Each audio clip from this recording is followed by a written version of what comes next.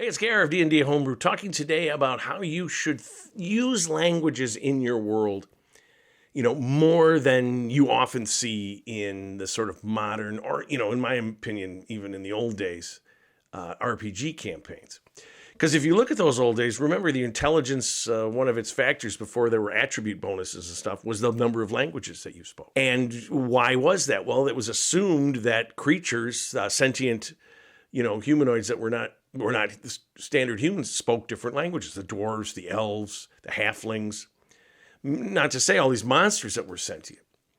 So it was assumed that there was going to be value in knowing those languages or things written in those languages. And a lot of this was ignored back then and certainly now. Why? Because common is the language people speak, and because I think a lot of players think it's a pain to encounter things where you can't speak the language. Now, first of all, common is a game device because in the history of the world, people in different areas spoke different languages and continue to do so.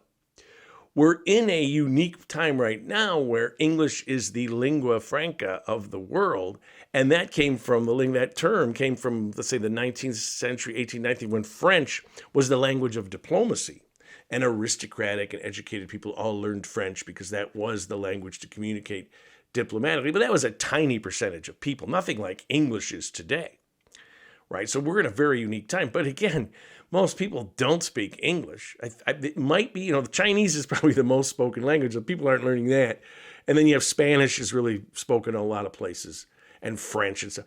English is the one. But again, the idea that there's this common language, it's a game device. It's a thing that in many ways makes the RPG, at least the D&D style, and probably others too, unrealistic, not real, this common tongue. But why do we use it? Because, again, it seems like an annoying sort of, I can't communicate, how do I do this? But instead, I think you can embrace this to a certain extent. You can have common as a general thing. But once the players have to, especially something's written down, again, people have then, read language spells and stuff. They just wait a day and take it at clerics. And, you know how people get around all this stuff. I never liked the fact that the 5e, at least, the read languages and comprehend languages and stuff, and the warlock's ability were just like infinite. Any language spoken was like written there. And I'm just like, really? And I just homebrewed and said, well, that's not the case. I didn't like that. Because part of it was I thought it was too powerful to do that, but I also want the benefits of these languages. And here are the benefits, I think. First of all, when your players are choosing what languages they want, they're going to think about, well, what is it that we're going to run into? Are we going to run into fae? Are we going to do giants, orcs, hobgoblin? You could learn all those languages. As many of the sentient humanoids, anything that has languages and is available. There's, Mind Flayer, you're going to be able to learn that just as a first level guy. Might be useful to figure out later, as we'll get to. So, but anyway, it just encourages that to say, okay, these are the languages I know and I know. Then when they run into those creatures and you decide they don't know common, you don't just say everything knows common, even if it's in the book. Let's just say you do that. And when that happens, players with those specialties, the bard is an obvious one, but you could have some scholar, wizard type or whatever. They're the people that have to communicate. They're the people that have to role play. And again, this, if you've always got one person doing this, you'd be surprised if this person is conveying everything. It makes them special. It makes them part of this world. The other thing is, if they don't understand what you're saying, or at least claim to, the players can talk to each other, and they don't understand, and they can talk to each other. And you can have them, the players see them talking to each other, and this is a chance for this kind of, social encounter, role-playing encounter, to have extra depth, because they're talking very animatedly, and pointing and looking and arguing. What are they talking about? You probably think, should we let them live? Or, depending on how deadly this is, if there's hundreds of them, they're all arguing. The players are like, we need to make a good impression. And we have one person who communicates. But let's just say that nobody can communicate. Now you have an opportunity where the players have to figure out, how do you explain something to someone who doesn't understand anything you're saying? Do you draw pictures in the dirt or on on a page of something? Do you have that? Do you have scribe tools? Do you have someone that can draw? If you have, someone who has that ability, this is where those kind of like useless abilities and skills can come in really, handy. But they've got to do this. And you can adapt this. You don't have to say, oh, if the players they just can't think of anything and they're frustrated, you can do some kind of skill or attribute roll or something like how much do you communicate? And you can say you get half of what you're trying to say or 3/4. If they roll really well, they understand what you're trying to say. But I would play this out a little bit and let the players try to figure this out. It's a similar thing with puzzles and things that are there. There's a language they don't understand and they can't figure out, but there are symbols and things that they have to put together. So it's a chance to role play. It's a chance to do some puzzle solving. And it isn't just because I'm not a fan of this throw a spell and I know every language. It's not the way the world works. And this relates to another factor of realism is that in the real world, language is our method of communication. It's important.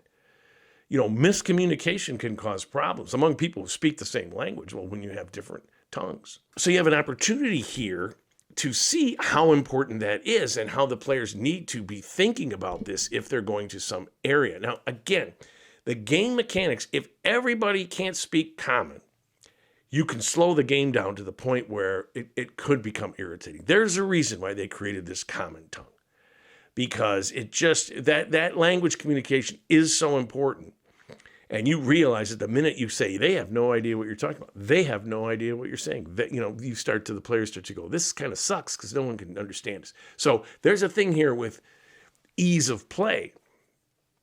But you can have situations where if they know in advance or they think, okay, we're going to this place, these are total outsider people out in the middle of nowhere, and they don't speak a tongue. Is there anything related to the tongue? And so maybe you give them half and half, and they just speak in kind of simple thing. One of the things I have is these ancient people, because this continent that they're on was lost for thousands of years. So they speak sort of a proto-common, like proto-English. So the players can speak very simply and just very simple phrases and stuff. And they have to think about it. And they really do think about it. And they've gotten really good at it, right? Because communication is vital. So if no one can understand anything you're saying, it can get frustrating for the players. And I get that. So you're going to want to have some common.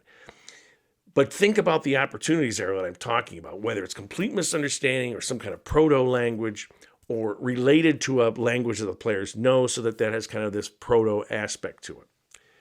The other thing is it gives the players an opportunity in downtime to learn languages. If they, depending on what the requirements are of your system, if it's intelligence, you can only learn certain ones or something. Can they swap one out? Are you going to allow them to add the thing? We had this giant that these players rescued, this ancient stone giant. And one of the players said, I want to learn this ancient stone giant, right? And he said to me over the course, and he went, and downtime, he would go and study, and we figured out how many hours it might take, and he became probably a B, if you know it's A, B, C, B is middle, an intermediate speaker of this ancient language. And of course, when they found this lost tribe, he could speak to them.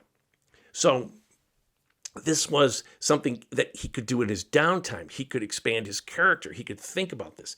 And those are things that immersion, engagement, investment, all the things that you want in your world. Languages, the reality that these people are speaking different languages. And it's not going to, it can affect in battle because they're yelling out commands in a battle. If you understand what they're saying or have a sense, that's a real advantage in a tactical sense. Now, to learn a language, I've seen it in games where they go, after a couple of weeks, you've learned the language. And I'm always thinking, well, that's not the case. Because I know how long it takes. I lived in a foreign country for 4 years. And it was a long slog to learn that language. I spoke caveman Polish, right? Me hungry, where food? But my wife became pretty fluent in Polish because she studied and she worked at it. But it took her some time. So again, it's going to take some downtime. It's going to take, some effort here. Again, maybe you have the magic book of learning languages or something. It's a fantasy world, so you can get creative on that. Those are the things when you think about this thing of, at the very beginning, it was number of languages spoken. And they still have it to this day. And it seems like to me the role play and the tactics and the ability to influence the world, to make friends, make allies, all of that is lost when it's just a comprehend languages, read language, I know everything.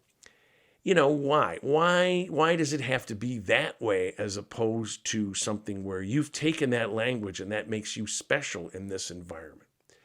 So I would really think about how to use languages in your world. Set out what the languages are. Maybe create, if you're doing the homebrew like I do and you're creating these different peoples, they speak some proto-common or they don't speak common for a very specific reason. We have our language, like the French are very protective of their language. We don't want to learn common. We never did. This is the language we speak. And certainly all the monsters, the sentient creatures, maybe there's a way to learn Mind Flayer if you're going to have a Mind Flayer encounter. I don't know. Maybe there's a helm of Mind Flayer comprehension. See, because that's, to me, a magic thing that doesn't just, you speak all languages. Okay, but a thing of, ring of Mind Flayer comprehension, that's an item that you hear them speaking. Do not let them go near the elder brain, because he is during stasis. He's, weak right now. You hear that because they're speaking it. That is useful.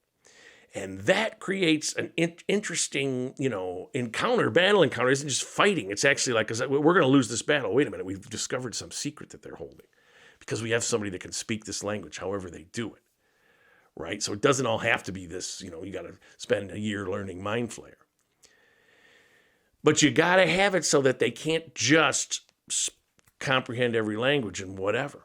So if you give that, helm of total language comprehension, kind of loses it, right? Unless, it's a character that never has a chance to shine or something. I don't know. But you're seeing where it's going. So think about languages in your world. Think about how this can make your world more realistic, more interesting, and really take up that mantle from the very beginning of the game when, knowing languages was important and common just didn't become the lingua franca that everybody speaks. And again, a shout out to my Patreon supporters. I really appreciate you guys. And I'd love to hear from you. If you like the video, give it a like and leave a comment on how languages, how important are they in your world? Is it all just common? How does it work? And keep playing an RPG game, whichever one you choose, and tell somebody else about it.